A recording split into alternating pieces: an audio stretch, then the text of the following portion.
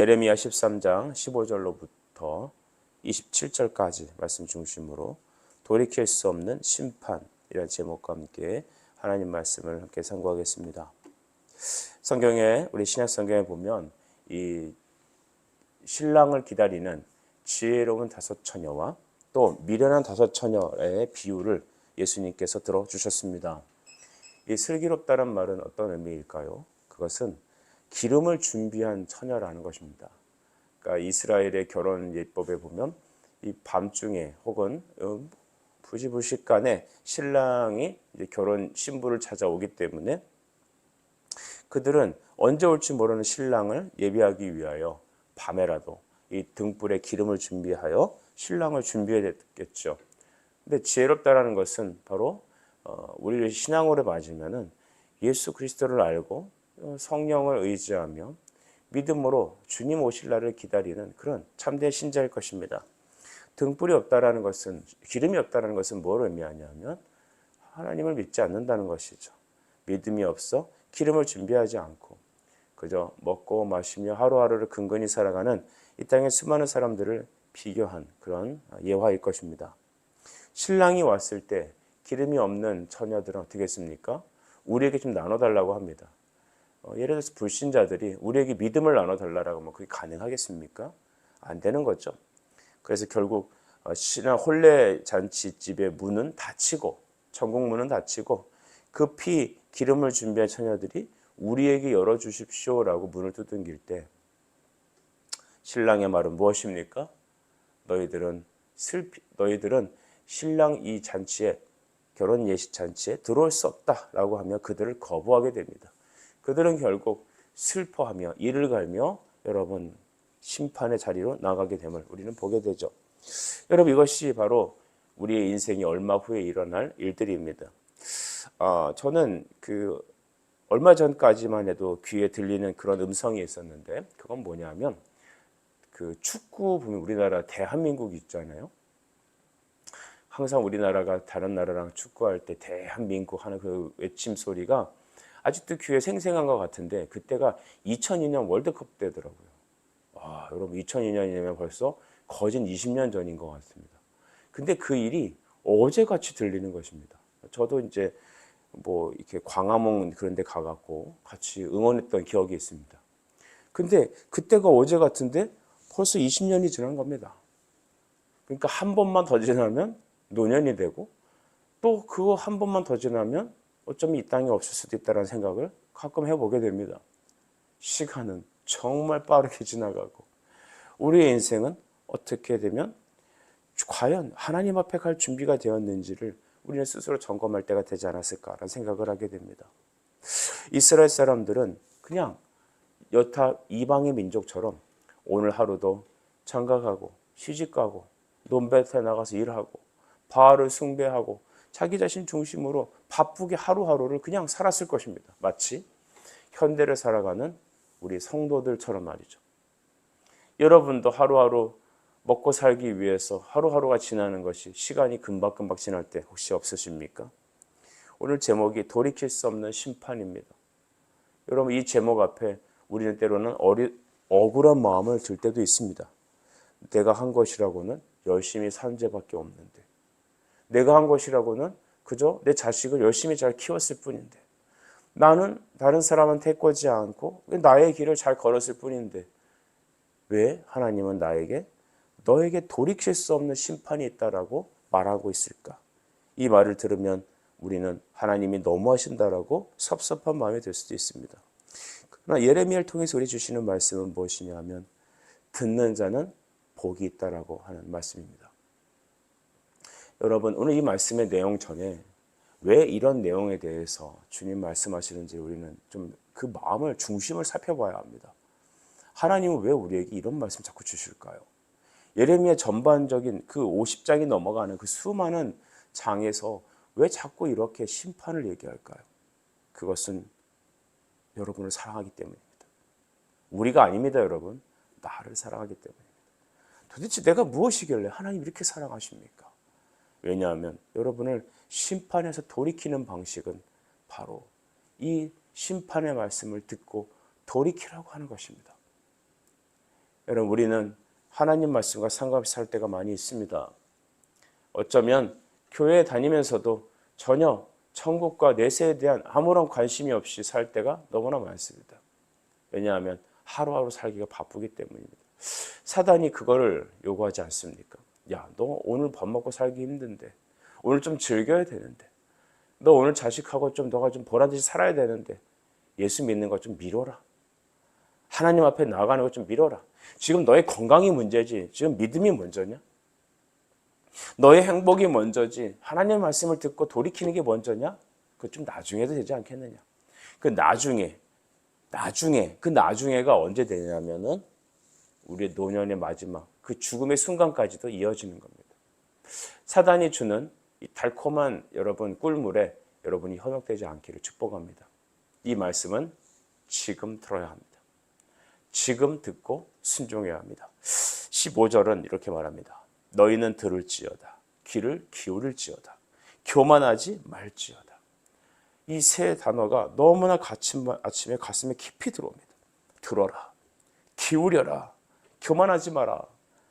여러분, 믿음은 들음에서 납니다.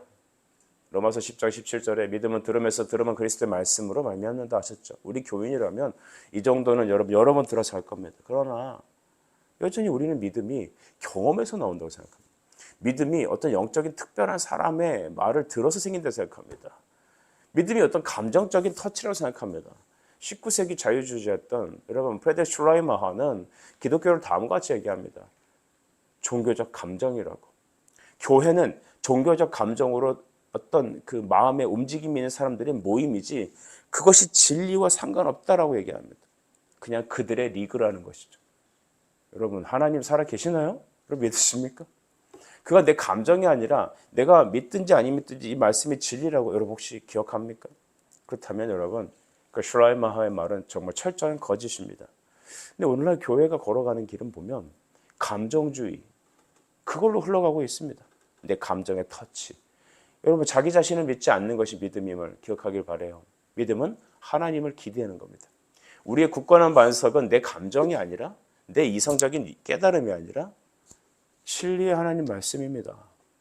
그걸 들으라는 겁니다. 듣는 자는 살아나는 겁니다. 듣는다는 것은 그냥 듣기만 한다는 것이 아니죠. 마음의 문을 열고 믿음으로 수용한다는 걸 말합니다. 귀를 기울이라고 합니다. 우리가 주님의 말씀을 기울이지 못하는 일들이 너무 많습니다. 요즘 저희 아이들도 그렇고 이제 공부하는 거 가끔 보면 이 멀티태스킹을 합니다.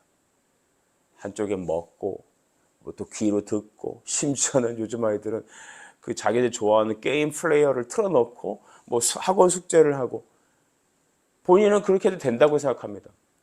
여러분, 그거 불가능한 겁니다. 뇌는 하나님 만든 창조하신 뇌는 하나에 집중하게 되어 있습니다. 그래서 사람은 자기가 듣고 싶은 것만 듣게 되거든요. 자기가 생각하는 것만 생각하게 됩니다. 그러니까 저도 그런 걸 많이 느껴요. 충분히 제 의견을 개진했는데 쭉 듣다가 자기가 듣고 싶은 대로 듣고 그냥 자기 판단대로 행동합니다. 너무 이해가 안 됐습니다. 그러나 인간이라는 것을 연구하다 보면 그럴 수 있겠다 생각을 하는 거죠. 자기가 믿는 대로 듣는 겁니다. 자기가 생각하는 대로 여러분 이해하는 겁니다. 그러나 하나님 뭐라 말합니까? 귀를 기울여라. 귀를 기울여라. 우리는 언제 주님 말씀에 귀를 기울일 수 있을까요? 우리가 가난해질 때입니다. 내 마음이 가난해질 때입니다. 하나님 어쩌면 그래서 우리에게 건강과 자녀와 물질과 환경에 고난이라는 것을 주실 때가 있습니다. 그러니까 주변에 있는 내가 즐거움과 나의 관계와 에너지를 다 끊어버리시는 거거든요. 그런 걸 끊어버리게 되면 어떻게 되냐면 의지할 일은 단 한 분밖에 남지 않습니다. 주 여호와입니다. 그래서 바울에게 고린도후서에서는 그에게 약함을 줬을 때 바울이 깨달은 게 무엇이냐면 내가 약할 때 도리어 강함이다 라고 말합니다. 왜 그런 말을 하죠? 내가 약할 때 주를 의지할 수밖에 없기 때문에 예수 그리스도를 끝까지 의지하고 붙잡는 것이 세상의 모든 것보다 가장 강하다는 것입니다. 여러분, 이 영적 비밀이 오늘 우리에게 있어야겠습니다. 여러분, 너는 마음을 기울이거라. 이스라엘 백성들은 마음을 기울일 틈이 없습니다. 바알에게 가야죠. 자기가 나가서 돈 벌어야죠. 먹고 살아가는 게 얼마나 힘든데 하나님 그걸 아십니까? 나한테 왜 이런 요구를 하십니까? 오늘날 우리가 살아가는 세대가 너무 비슷합니다. 목사님 돈 벌어봤습니까? 세상 생활 해봤습니까? 우리한테 왜 이런 걸 요구하십니까? 그들의 삶을 가만히 이렇게 관조적으로 보게 되면 참 어려우세요. 제가 형용할 수 없는 그 이상이에요. 관계적인 어려움, 날마다 가슴에 사표를 넣어놓고 다닌다는 어떤 직장인들, 그런 얘기들 들어보면 그들이 주일날 정말 어렵게 교회를 나오는 것 자체가 참 미라클, 기적 같다. 그렇지만 그럼에도 불구하고 주님 말합니다. 사랑하는 딸들이여 아들들이여 내 말에 귀를 기울이거라. 여러분은 주의 말씀에 기울이는 축복이 있길 바랍니다. 그리고 세 번째, 교만하지 말라고 말합니다. 교만한다는 것은 저는 영어 단어 중에 against라는 단어를 참 좋아합니다. 하나님 말씀을 들이받는 것. 예수님께서 이 땅에 오실 때 양과 염소를 분리해 놓는다고 하시죠. 오른쪽은 양을, 왼쪽은 염소를 놓는다고 합니다. 이 왼쪽에 있는 분들은 양은 하나님 말씀을 들이받는 자들입니다. 자기의 이성으로, 경험으로, 세상의 논리로. 왜냐? 그들은 구원 얻는 믿음의 신앙이 없기 때문에 하나님 말씀을 들이받을 수밖에 없습니다. 오늘 수많은 사람들이 예수 그리스도의 말씀을 들이받습니다. 자기의 논리로, 철학으로, 경험으로. 근데 어떤 소수의 사람들은 하나님 말씀에 아멘한 사람들이 있습니다. 고린도서 2장 10절의 말씀처럼 우리가 하나님 말씀에 아멘하여 그가 영광을 받으신다는 말, 그 아멘할 수 있는 신앙의 근원은 어디 있습니까? 우리의 마음이 가난해진 것입니다. 여러분 시편 51편에 다윗은 죄를 짓고 하나님 앞에 철저한 신앙 고백으로 자기를 회개의 자리에 나갔죠. 하나님은 상한 마음을 멸시하지 않으신다고 하셨죠. 우리에게 상한 마음이 있길 바랍니다. 이 세상에 우리가 환난을 당하든 안 당하든 그건 둘째치고 우리가 하나님 말씀 앞에 깨어져서 우리 영적인 슬픔을 가지고 주님, 주 떠나가시면 내 생명 헛됩니다. 그런 믿음의 고백으로 주님 앞에 나갈 때 하나님은 여러분을 싸매시고 고치시고 때리시다가도 싸매어 주시고 우리를 아주 멸하지 않게 하실 거고 우리를 반석에 다시 세우실 것입니다. 여러분 들으십시오. 귀를 기울이십시다.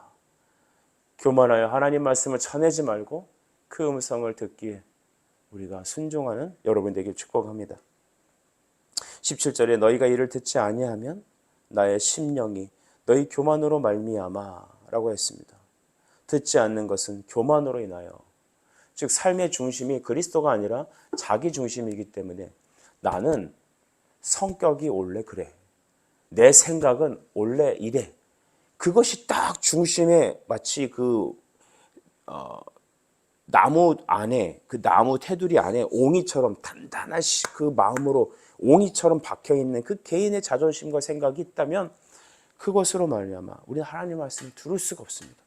듣지 않는데 어찌 순종이 일어나겠으며 귀를 기울이지 않는데 여러분 어떻게 하나님의 축복과 은혜가 내리겠어요?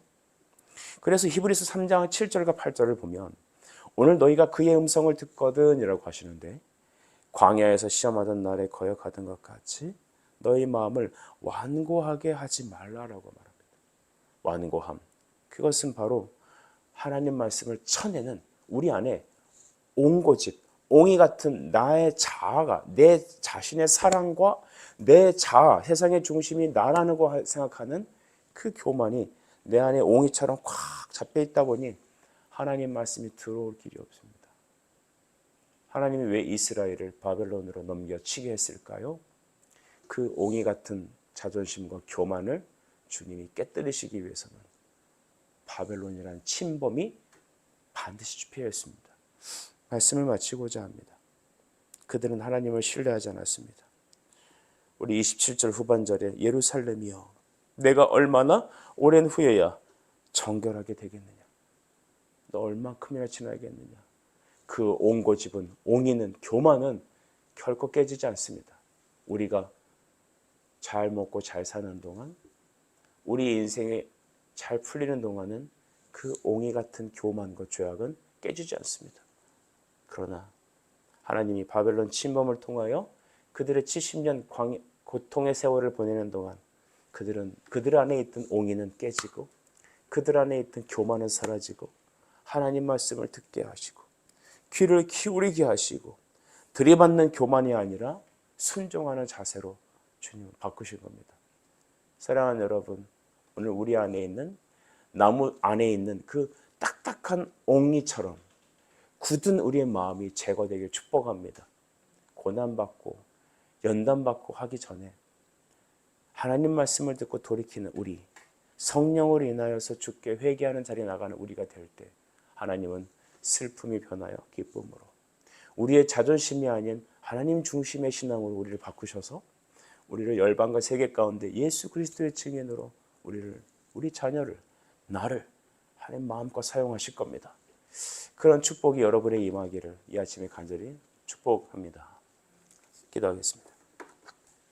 하나님 아버지, 감사합니다. 돌이킬 수 없는 심판 앞에 들으라 말씀하시고 귀를 기울이라 하시고 교만하여 들이받지 말고 잘 듣고 순종하라는 그 아버지의 부드러운 말씀을 우리에게 전해주시니 감사합니다. 주여, 우리에게 이 은혜를 허락하여 주시고 우리 안에 있는 교만과 옹이가 떨어져 나가는 깨어지는 축복이 이 아침에 성령의 역사로 임하게 해 주시옵소서. 예수 그리스도의 이름으로 기도드립니다. 아멘.